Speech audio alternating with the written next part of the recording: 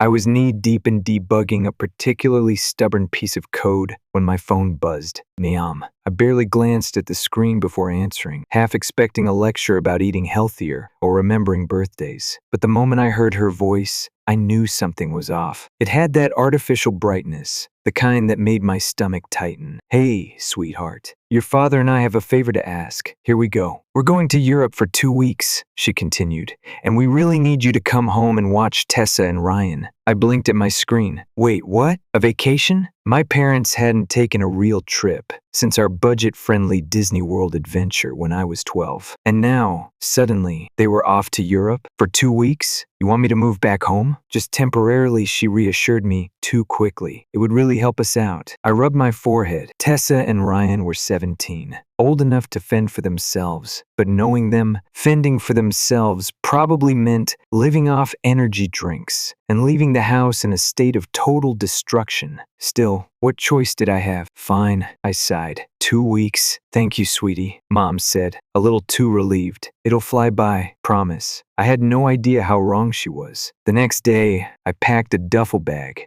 grabbed my laptop, and made the drive back to my childhood home. Pulling into the driveway felt surreal, like stepping into a memory I wasn't sure I wanted to relive. The house looked the same, but something was off. Inside, the air smelled faintly of lemon-scented cleaner, but the walls seemed barer, as if someone had started removing pieces of our life one by one. A time capsule, except half the artifacts were missing. "Hey guys," I called as I stepped inside. Tessa barely looked up from her phone, lounging on the couch with her legs draped over the armrest. Ryan was at the kitchen counter, scrolling TikTok, an untouched Starbucks cup beside him. I gave them a half-hearted wave. "Remember me? Your sister, Michelle?" Ryan smirked. "Cool. You're like a babysitter now?" Tessa snorted. "You're not Mom. You can't make us do anything." Great. Day 1, and I'd already lost the war. That night, as my parents ran me through the essentials fridge, stocked, emergency contacts, the twins' supposed 10 p.m. curfew, my dad gave me a strange smile. "Good luck, kid," he said. "They're a handful." Mom hugged me tightly before stepping into the car. "We wouldn't ask if we didn't really need this." And just like that, they were gone. I stood in the doorway, watching the taillights fade down the street, an unease settling deep in my gut. Something wasn't right. This didn't feel like a vacation. It felt like an escape.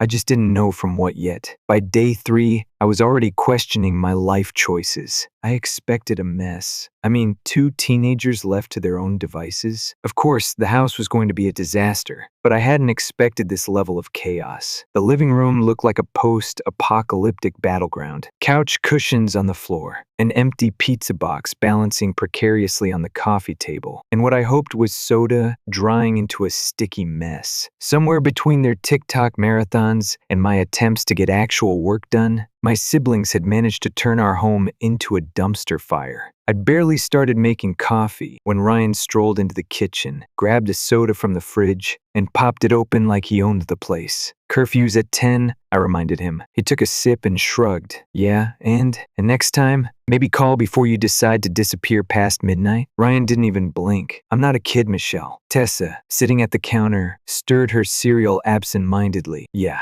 good luck with that." I exhaled slowly. This was going to be harder than I thought. That evening, I decided to take a breather in Dad's office, or, as I now called it, the weirdly empty room. The desk was unusually bare. No scattered paperwork, no cluttered pens, nothing. Just a single notepad with the words "arranged documents by the end of the week" scrawled across the top in my father's neat handwriting. The phrase made my stomach tighten. What documents? Why the urgency? Curious, I pulled open the filing cabinet. Empty. Every single drawer. That wasn't normal. My parents were meticulous when it came to keeping records, bills, bank statements. Everything had its place. Yet, the cabinet was completely cleared out. I was still standing there, trying to make sense of it all, when I heard Tessa's voice behind me. "What are you doing?" I spun around, feeling caught, even though I had no reason to be. "Just looking for the vacuum," she smirked. "Right. Because Dad totally kept the vacuum in his office." I ignored her sarcasm and walked past her. "You could help clean, you know." Tessa made a face.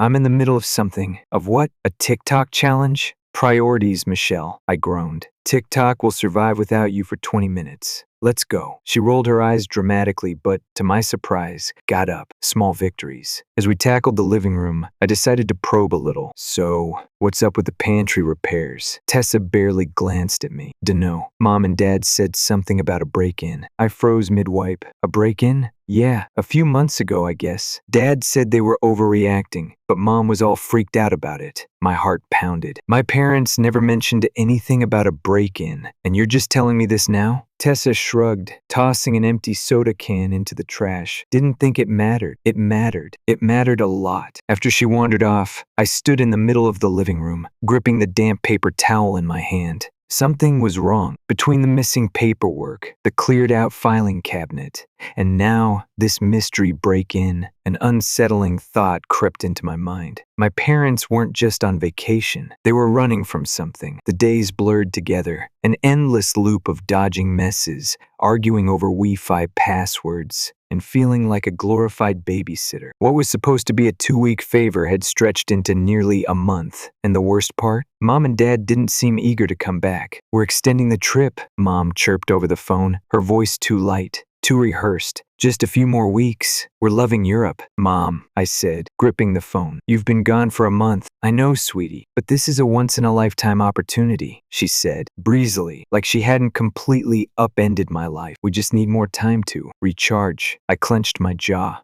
Recharge? Meanwhile, I was drowning in laundry, grocery bills, and 2 teenagers who treated me like a temporary inconvenience. Michelle, we trust you completely, she added. Just keep an eye on things a little longer. And with that, she hung up. I stood there, staring at my phone, the pit in my stomach growing heavier. This wasn't just a vacation. This was something else, something deliberate. That night, as I sat at the kitchen table, scrolling through my banking app, I noticed an unfamiliar charge, then another, then 10 more. Electronics, jewelry, a pawn shop. My breath caught. These weren't my purchases. A chill ran down my spine as I remembered the strange emptiness of the house, the missing trinkets, the unusually bare shelves. Mom and Dad had always been collectors, filling every corner with little knickknacks. Now, so much was gone. I pushed back from the table and marched upstairs. Ryan was lying on his bed, phone in hand, earbuds in. Hey, I said, arms crossed. He didn't look up. Sup.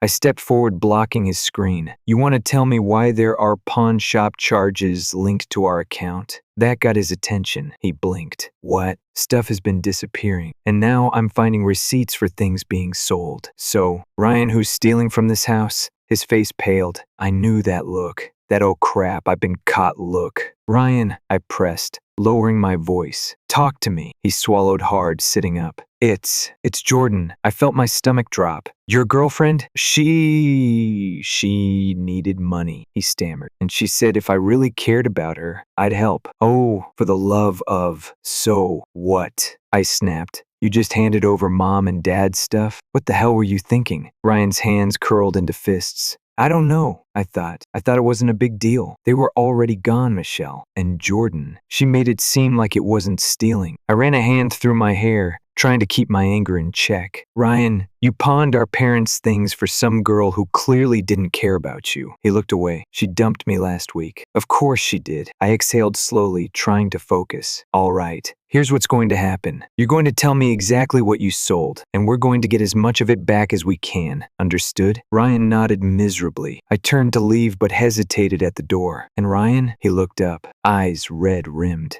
She used you, I said gently. That's not love. His expression crumpled. The next day, I took a drive to clear my head. I needed to get out of that house, away from the mess my parents had left me with. That's when I saw him, Mr. Peterson, our neighbor, standing outside his garage, wiping grease off his hands. I pulled over. Hey, Mr. Peterson. He smiled. Michelle. Been a while. Yeah, well, I've been busy. He chuckled, but then his face turned thoughtful. Your folks still traveling? I crossed my arms. Apparently. He nodded slowly. That's interesting, 'cause a few months back, I saw them loading a moving truck. Thought maybe they were redecorating, but they took a lot of furniture. Even saw 'em hauling out that big cabinet from the den. My blood ran cold. They moved? I whispered. Mr. Peterson tilted his head. Sure looked that way. My mind reeled. Mom and Dad hadn't just left. They had planned this. They'd emptied the house piece by piece. made sure things looked normal until they were ready to disappear, and they never planned on coming back. I stood there, my hands trembling, as everything started to fall into place. The missing furniture, the cleared out files, the pawn shop receipts.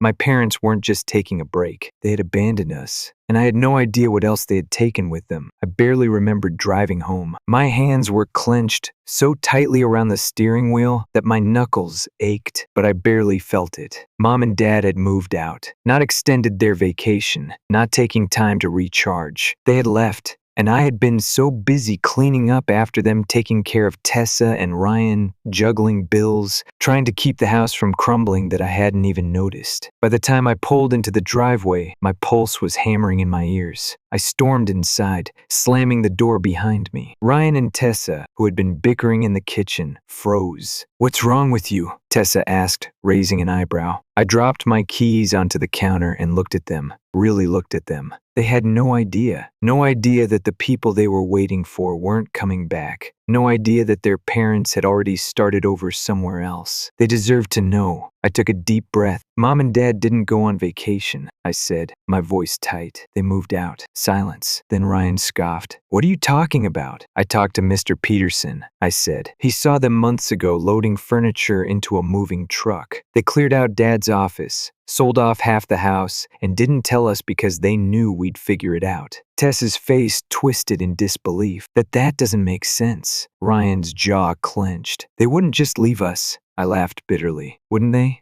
Because it sure as hell looks like they did." Neither of them had an answer. Tessa swallowed hard. "Okay, so where are they?" I hesitated, because I still didn't know, but I was going to find out. I spent the rest of the night digging. Laptop open, coffee going cold beside me. I scoured through everything: bank statements, emails, anything that might give me a clue. Then I found it, a mortgage statement from a bank in Florida for a house in my name. I stared at the screen, my stomach twisting into knots. This had to be a mistake. I refreshed the page. It was still there, a beach house, fully financed under me. My parents had stolen my identity. I grabbed my phone and called Mom. She picked up after 3 rings. "Michelle, how are the twins?" she asked, her voice way too cheerful for someone about to get verbally eviscerated. "Cut the crap," I snapped. "I just found a mortgage in my name for a house in Florida. What the hell is going on?" Silence. Then a quiet sigh. "Sweetie, it's complicated." "No," I shot back. "It's fraud." "We didn't have a choice," she said, her voice suddenly tight. "We gave everything to raise you 3. We never traveled, never bought anything for ourselves. We just needed a fresh start." I could barely breathe.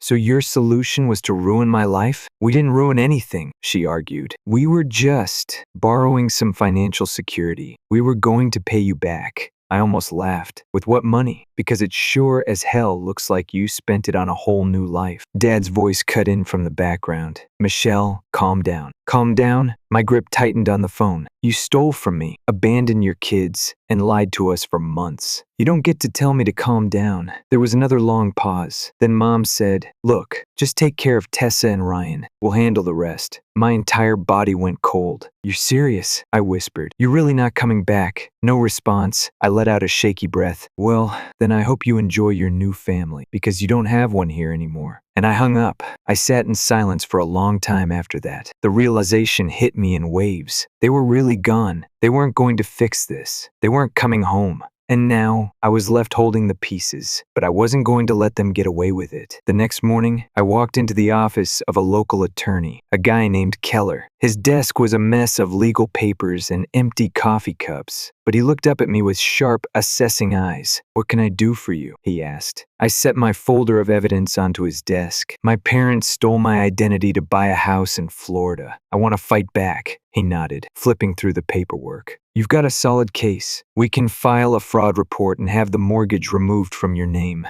"What about them?" I asked. "Will they face charges?" Keller sighed. "That depends. If you push for criminal charges, they could be looking at serious consequences." I exhaled slowly. Did I really want that? Did I want to be the reason my parents got arrested? Then I thought about the months of deception, the stolen money, the fact that they had been so willing to throw me under the bus for their own selfishness. I clenched my jaw, filed a report, That night, I sat at the kitchen table with Tessa and Ryan. Mom called, I said, poking at my untouched plate of food. She's mad because I froze the mortgage account. Ryan let out a humorless laugh. Classic. Tessa, however, looked uneasy. What happens now? I took a deep breath. Now, we move on, and we make sure they can't screw us over again. Ryan raised an eyebrow. So, does this mean we're free to make our own rules? I gave him a look. No, it means you're free to do your own laundry, Tessa snorted. God, we're doomed. For the first time in weeks, I laughed. Because even though everything had fallen apart, I realized something. We still had each other, and that was something worth fighting for. A year ago, I was just a software engineer with a quiet life, a steady job, and no real responsibilities beyond myself. Now, I was knee-deep in legal battles, raising 2 teenagers, and trying to undo the financial disaster my parents had dumped in my lap. But for the first time since this mess started, I wasn't just reacting, I was fighting back. The fraud case moved faster than I expected. Attorney Keller filed the necessary paperwork, freezing all fraudulent accounts in my name. The bank launched an investigation, and within weeks, I received confirmation that the mortgage, the one I never signed for, was officially wiped from my record. The house in Florida, repossessed. The credit cards, canceled. And my parents? Well, they weren't as lucky. A court summons arrived in the mail, informing me that Rebecca and Daniel Thompson were now facing legal consequences for identity theft and financial fraud. Part of me expected them to call, to beg, to try to talk their way out of it, but they didn't. Not a single word. It was almost funny after all the lies, the manipulation, the betrayal. They couldn't even face me when it finally fell apart. They had used me, stolen from me, and walked away. Now, they were paying for it. At home, things were better. I wouldn't call it easy. Raising 2 teenagers while untangling a financial mess wasn't exactly a dream scenario, but we were figuring it out. Ryan got a part-time job at a hardware store and proudly showed off his first paycheck like it was a trophy. Tessa started thinking about college, casually mentioning UCLA and Penn State like she was picking out cereal brands. And me? I was finally reclaiming my life. One evening, I came home to find Tessa in the kitchen, staring at a mixing bowl like it had personally insulted her. "Dare I ask?" I said, dropping my keys on the counter. She groaned. "I was trying to make pancakes, but I think I messed up." I peered into the bowl. The batter was questionable. "Did you actually measure anything?" I guessed. I sighed, suppressing a smile. "Let's try this again, together." Ryan walked in just as I was handing Tessa a measuring cup. "Oh, cool. The great pancake disaster of 2024. She threw a dish towel at him. "Shut up." I smirked, shaking my head. "All right, Chef Chaos and Sous Chef Sarcasm.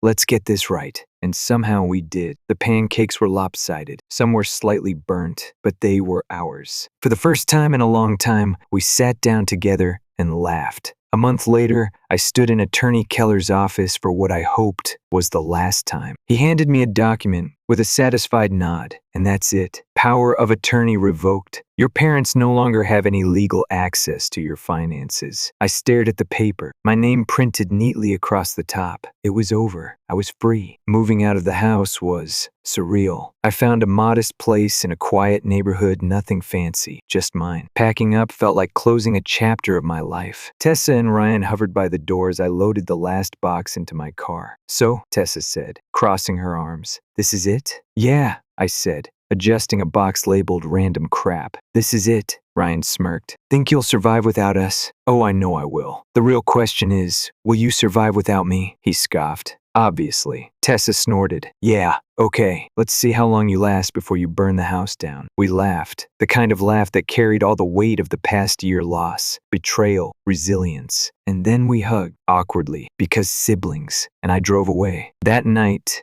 sitting in my new living room with a takeout burger and a cold beer, I let it all sink in. I had spent months unraveling my parents' deception, picking up the pieces of a life they had abandoned without a second thought. But they didn't win. I did. My phone buzzed. A text from Tessa. "Tessa, Ryan put dish soap in the dishwasher. Kitchen looks like a foam party. Send help." I chuckled, shaking my head. "Me, good luck with that. You're adults now." My parents had taken everything from me, my trust, my security, my future, and expected me to stay broken. But I wasn't. I had rebuilt. I had survived. And for the first time in a long time, I was really living. Story 2. If someone had told me that my marriage would end before our honeymoon even started, I would have laughed. But here I am, sitting in my best friend's guest room, sipping on a cheap glass of wine and reflecting on the disaster that unfolded in just a few days. Let me rewind. My name is Emily, and up until a week ago, I was a newlywed. I grew up as the eldest daughter in a traditional family, which meant I was raised to be the responsible one, the caretaker, the peacemaker. My parents were strict but loving,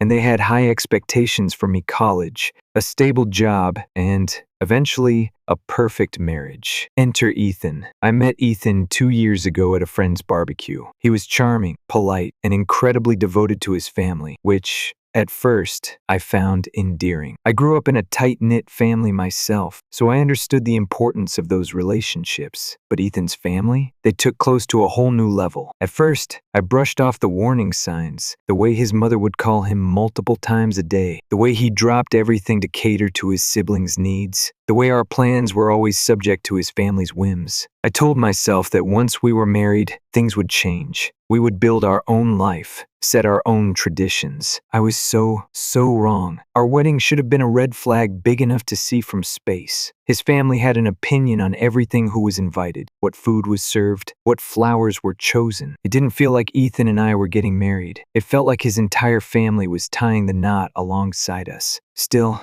I gritted my teeth and pushed through, believing that once we said I do, we'd finally get to focus on us. The morning after the wedding, I woke up feeling excited for our honeymoon 2 weeks in Bali, a place we both agreed on, after he insisted it was a family favorite. I should have known that was a bad sign. While I was finishing my packing, Ethan sat me down in the living room, looking unusually nervous. I expected some kind of romantic gesture or sweet reassurance after the wedding stress. Instead, he dropped a bombshell. His family had decided to turn our honeymoon into a family trip. His parents, siblings, and even a couple of cousins would be joining us. And worse, I wasn't invited. According to Ethan, his mother felt that now that I was part of the family, it was my duty to stay behind and manage the household while they went on vacation. He said it with a straight face, as if it were the most normal thing in the world. I just stared at him, waiting for the punchline. It never came. Instead, he gave me this patronizing smile and said, "This is a great way to show my family how dedicated you are. It's important for you to earn their trust."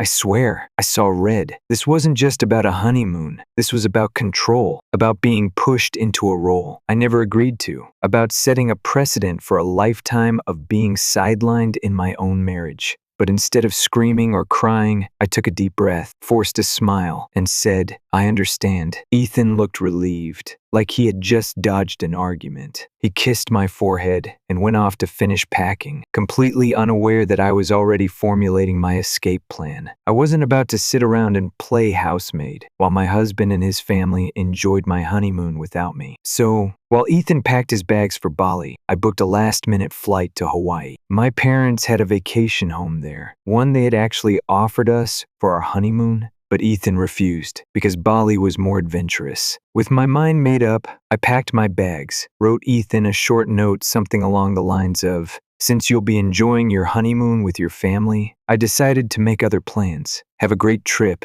and walked out the door without looking back. That flight to Hawaii felt like the most liberating moment of my life. For the next 2 weeks, I did everything I had originally planned for my honeymoon beach days. Exploring, romantic dinners only. I did it alone. And honestly, it was amazing. No family drama, no obligations, no one demanding that I prove myself worthy of being a good wife. Somewhere between hiking volcano trails and watching the sunset over the ocean, I realized something. I had spent the last 2 years twisting myself into someone else's version of the perfect partner. I ignored red flags, dismissed my own needs, and convinced myself that things would get better. But they wouldn't, not unless I did something about it. So when my 2 weeks in paradise ended, I boarded my flight home with one clear decision: I wasn't going back to Ethan. What I didn't expect, however, was the absolute meltdown that awaited me when I turned my phone back on. Hundreds of missed calls and messages from Ethan and his family. Not a single one asking if I was okay. No, They were furious, because in their eyes, I had abandoned my duty as a wife. Ethan's mom left a particularly nasty message, calling me selfish and saying I had disrespected their family values. His sister chimed in too, calling me an embarrassment and accusing my parents of raising me wrong, as if I needed more confirmation that leaving was the right choice. I ignored their messages and instead called my best friend. Within an hour of landing, I was at her place, sipping wine and planning my next move. Because if Ethan thought I was coming back to grovel for forgiveness, he had another thing coming. I wasn't just leaving my honeymoon behind. I was leaving my marriage too. Waking up in my best friend's guest room the morning after my flight home felt surreal. I wasn't supposed to be here. I was supposed to be in Bali, sipping cocktails by the beach with my husband. But instead of romance, my honeymoon had turned into a one-woman escape mission. And honestly, I wasn't mad about it. I stretched, feeling more rested than I had in months, maybe years. But then my phone buzzed again, another flood of messages from Ethan and his family. I groaned. Here we go again. They weren't checking to see if I was okay. No concern.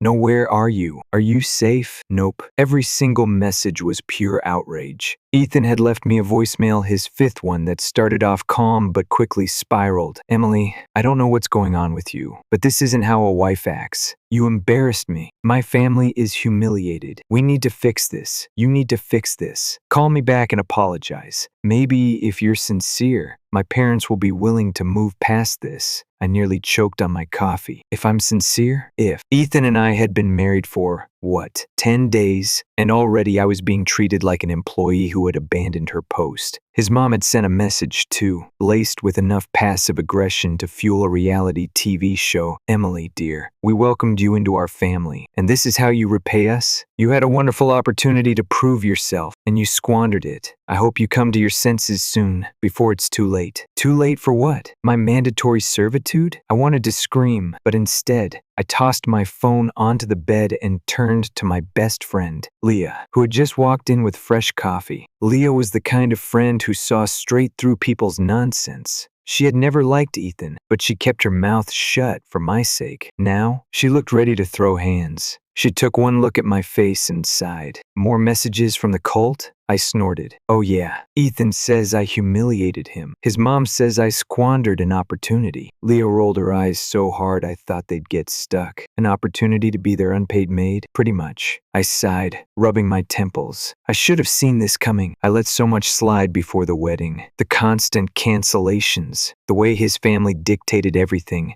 How he always put them first. Leah plopped down beside me. Babe, you did see it. You just didn't want to admit it. She wasn't wrong. I had wanted to believe that Ethan would change. That once we were married, we'd finally get to focus on us. But the truth? Ethan had never been my partner. He had always been his family's puppet. And I was done pretending otherwise. A few hours later, I finally caved and called Ethan, not because I wanted to reconcile, but because I needed to end this. He answered on the first ring. Emily, he exhaled, like he was relieved. Finally, I've been going crazy. I stayed silent. Let him talk. Look, I get that you're upset, but we can fix this. My family is willing to forgive you, but you need to come home and apologize. I know this is all new for you, but once you learn how things work, you'll see. I cut him off. Ethan, no. Silence. Then, a scoff. What do you mean, no? I took a deep breath, steadying my voice. I mean, I'm not coming back. I'm not apologizing. And I'm definitely not spending my life being treated like an afterthought. This marriage, it's over. His laugh was sharp, disbelieving. You're being dramatic. No, Ethan, I'm being done. He tried to argue, said I was overreacting, that I was throwing everything away over a misunderstanding. But I held firm. This isn't a misunderstanding, I said. It's a pattern, and I'm done ignoring it. His tone shifted, less frustration, more desperation. Emily, come on, you made vows. You can't just walk away because of one disagreement. One disagreement? I let out a bitter laugh. Ethan, this isn't one thing. This is everything. You have never prioritized me, never defended me, never put our marriage before your family. And I finally realized I deserve better than this. His voice hardened. So that's it? You're just giving up? I sighed. No, you gave up the moment you chose them over me. And with that, I hung up. I knew it wouldn't end there. Ethan's mom started calling my parents. His sister sent a long, dramatic text about how I was ruining Ethan's life. Someone, I'm guessing a cousin, even made a passive-aggressive Facebook post about selfish women who don't respect family values. It was all so predictable. I finally sat my parents down and told them everything. My mom was heartbroken. She had been so excited for the wedding, for the life she thought I was going to have. My dad, on the other hand, furious. He did what? My dad's face turned red as I recounted the honeymoon debacle. And he expected you to stay home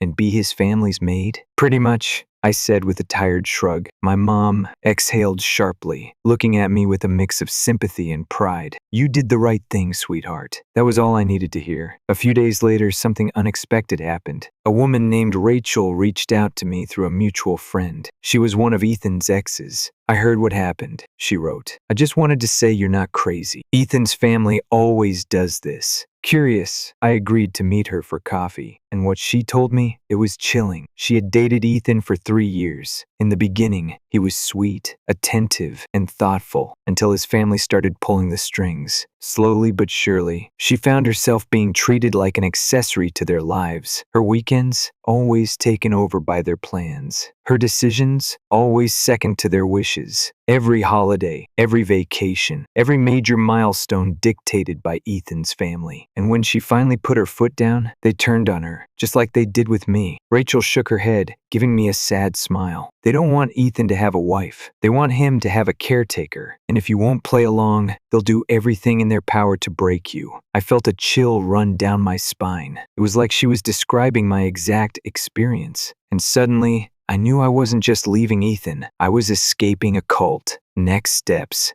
That night, I called my lawyer. Annulment wasn't an option, but divorce. Oh, absolutely. There was a 60-day waiting period, but I didn't care. I was ready. Ethan had made his choice. Now, I was making mine. Filing for divorce should have felt like a huge, dramatic moment. Like in the movies, where the main character slams the papers down on a lawyer's desk, wipes away a single tear, and walks out looking 10 pounds lighter. In reality, it was mostly just paperwork and a lot of waiting. 60 days. That's how long I had to sit in this weird limbo before I could officially free myself from Ethan. But honestly, every passing day made me more certain that leaving was the best decision I'd ever made. Ethan, on the other hand, he wasn't taking it well. At first, he stuck to guilt tripping. Emily, please, we can fix this. You're my wife, this is just a rough patch. Then he got angry. I can't believe you're throwing this away. Marriage is supposed to be about sacrifice. Do you know how much embarrassment you've caused me? And then he showed up. I was at a friend's birthday party, finally feeling normal again, when Ethan stormed in like some unhinged reality TV contestant. The room went dead silent as he marched up to me, jaw clenched. What the hell, Emily? I blinked. Excuse me? You really think you can just end our marriage like this? Like I'm nothing? His voice was rising, and I could feel everyone's eyes on us. I sighed,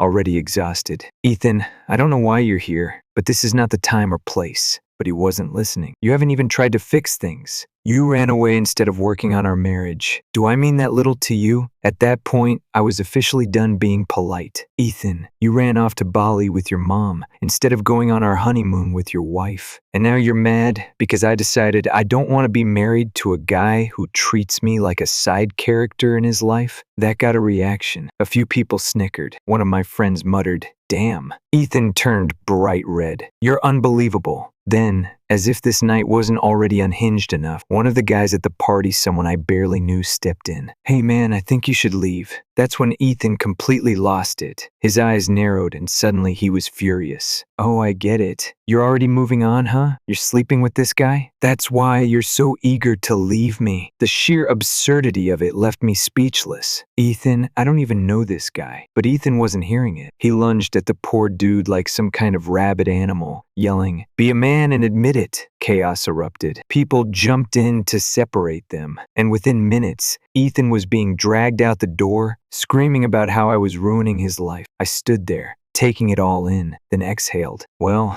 that settles it. If there was even one lingering doubt in my mind about divorcing Ethan, this meltdown obliterated it. The next morning, I sat down with my parents and my lawyer. The good news? Ethan had finally gotten the message. The bad news? His mother hadn't. She called my parents' house 4 times that morning. When my dad finally picked up, she launched into a speech about how I was destroying their family's reputation. She said Emily needs to reconsider before it's too late, my dad told me, his expression unreadable. I raised an eyebrow. Too late for what? She wouldn't say. I laughed. Oh, let me guess. She wants me to apologize so they can forgive me? Something like that. It was almost funny how predictable they were, but I was done playing nice. I grabbed my phone and called her myself. She picked up on the first ring. Emily. Her voice was sharp, like she'd been waiting for me to cave. I didn't waste time. Listen, I don't know what fantasy world you're living in, but let me make this clear. I'm not coming back. I'm not apologizing. And if you or your family ever harass me or my parents again, I will get a restraining order. Silence. Then, a sharp inhale. You wouldn't. Oh, I absolutely would, I cut in. And while we're on the subject, Ethan has a prestigious job, right? Imagine how his company would react if they found out his wife had to file a restraining order against him. That shut her up real quick. She tried to recover. Emily, dear, let's not make this uglier than it needs to be. Oh, now you want to be civil? I laughed. Too bad. I'm done. And then I hung up. A week later, Ethan finally signed the divorce papers. No more messages. No more guilt trips. Just silence. And for the first time in forever, I felt free. A few months later, something weird happened. A woman named Sophia messaged me out of nowhere. She had just started dating Ethan and had heard my name from mutual friends. Her message was short. Hey, I don't want to overstep, but did Ethan's family ever ask you to do weird favors? Like, wake up at 4 a.m. to cook for them? I nearly dropped my phone. I asked her to meet up, and when we sat down for coffee, she told me everything. Just like me, she had thought Ethan was charming at first. But then his family started pulling the same tricks, demanding her time, expecting her to serve them, guilt tripping her when she set boundaries. She told me his mom had even called her, suggesting she wake up before sunrise to cook breakfast for Ethan's grandfather's birthday. When she said no, his mom got offended. I shook my head, sipping my coffee. Let me guess. When you said no, she made it seem like you were the problem? Sophia's eyes widened. Exactly, I sighed. Sophia, listen to me. Run. Don't make the same mistake I did. She left him a week later. I haven't heard from Ethan since the divorce was finalized, and I have zero interest in knowing what he's up to. But if there's one thing I do know, it's that he's probably already looking for his next victim, his next wife-made hybrid. Someone he can mold into the perfect little caretaker for his family. And if she ever reaches out to me, I'll tell her exactly what I told Sophia. Run.